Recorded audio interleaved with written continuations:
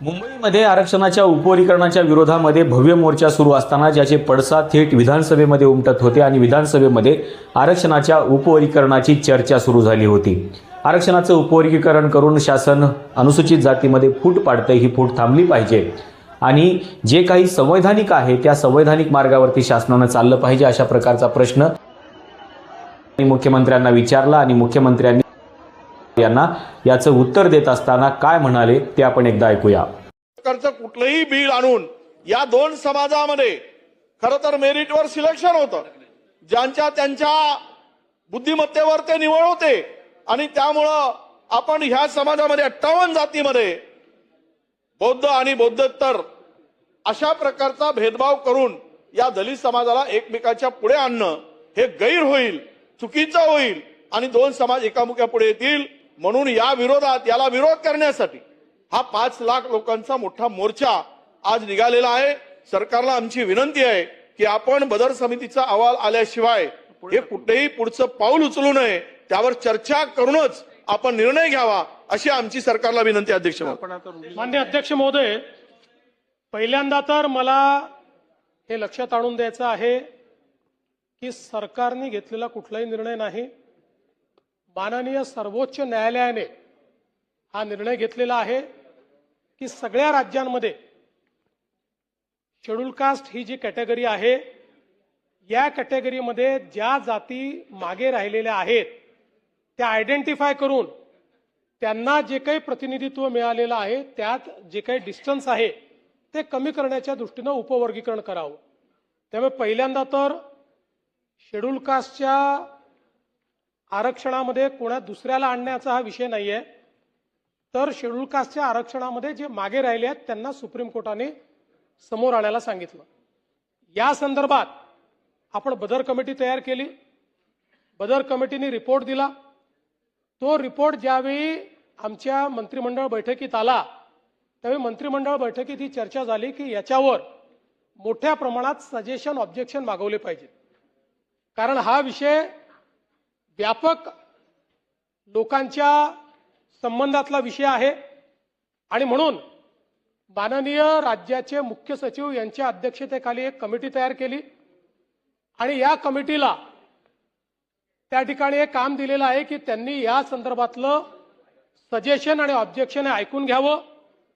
ते suggestion objections अजून चाललेले आहेत, त्याला आता लोकांनी जे ऑब्जेक्शन घेतले आहेत त्याला सुनावणी द्यायची आहे। त्यामुळे आता सध्या मुख्य सचिव आहेत आणि त्यांनी 1-2 लोक सोबत घेतले आहेत, आवश्यकता पडली तर ती वाढवता पण येईल। याच्यामध्ये हे सजेशन ऑब्जेक्शन ऐकल्यानंतरच, त्यामुळे आता सरकारने कुठलाही कायदा आणलेला नाही, या विधानमंडळात कुठलाही कायदा आलेला नाही।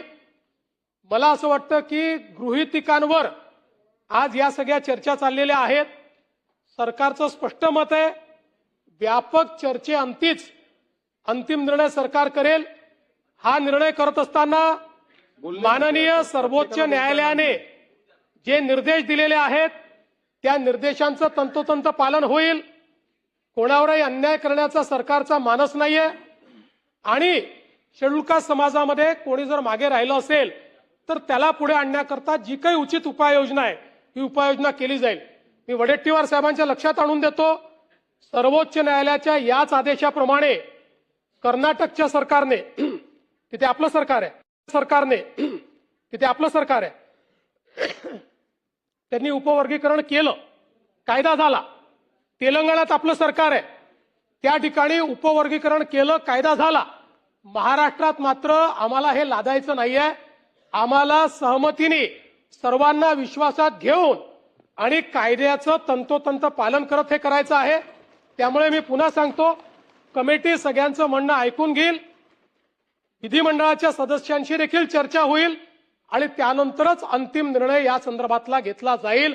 कोणीही गृहीतिकांच्या आधारावर, अफवांच्या आधारावर या ठिकाणी कुठलंही मत बनवणं हे योग्य होणार नाही। परंतु मुख्यमंत्र्यांनी या अनुषंगाने शब्द देत असताना सांगितलं की आरक्षणाचं उपवर्गीकरण हे महाराष्ट्र शासन करत नाही आहे, तर हे सुप्रीम कोर्टाच्या निर्देशानुसार चाललेलं आहे, पण सुप्रीम कोर्टाचे निर्देश अशा प्रकारचे नाहीत। प्रश्न विचारला होता की जे न्यायाधीश आनंद बदर आहेत त्यांच्या अध्यक्षतेखाली जो काही अहवाल आलेला आहे तो अहवाल रद्द करण्यात यावा, परंतु मुख्यमंत्री म्हणतायत की हे महाराष्ट्र शासनाचं काम नाही आहे, हे कोणाच्या आदेशानं चाललेलं आहे, तर ते सुप्रीम कोर्टाच्या आदेशानं चाललेलं आहे. सुप्रीम कोर्टाचे आदेश काय आहेत हे खूप बघणं गरजेचं आहे. सुप्रीम कोर्टाने इम्पेरिकल डेटा मागितलेला आहे, तो बार्टीचाही अहवाल मागितलेला नाही आणि त्यांनी आनंद बदर समितीचाही अहवाल मागितला नाही. त्यांनी इम्पेरिकल डेटा मागितलेला आहे, जो इम्पेरिकल डेटा तुम्हाला येणाऱ्या जी काही जनगणना आहे 2027ची या जनगणनेच्या माध्यमातूनच मिळणार आहे. जोपर्यंत जनगणना होत नाही तोपर्यंत महाराष्ट्र शासनाकडे कोणत्याही प्रकारचा इम्पेरिकल डेटा येणार नाही. हे निश्चित असताना देखील कुठल्या आधारावरती हे सगळं चाललेलं आहे आणि याचं उत्तर देत असताना मुख्यमंत्री सांगतायत की आम्ही उपवर्गीकरणाच्या पहिल्या टप्प्यापर्यंत आहोत, 3 महिन्यामध्ये उपवर्गीकरण करणार आहोत, पण याच्या अनुषंगाने जो डेटा पाहिजे आहे, ज्या डेटावरती सुप्रीम कोर्टाने भाष्य केलेलं आहे तो डेटा नाही आहे.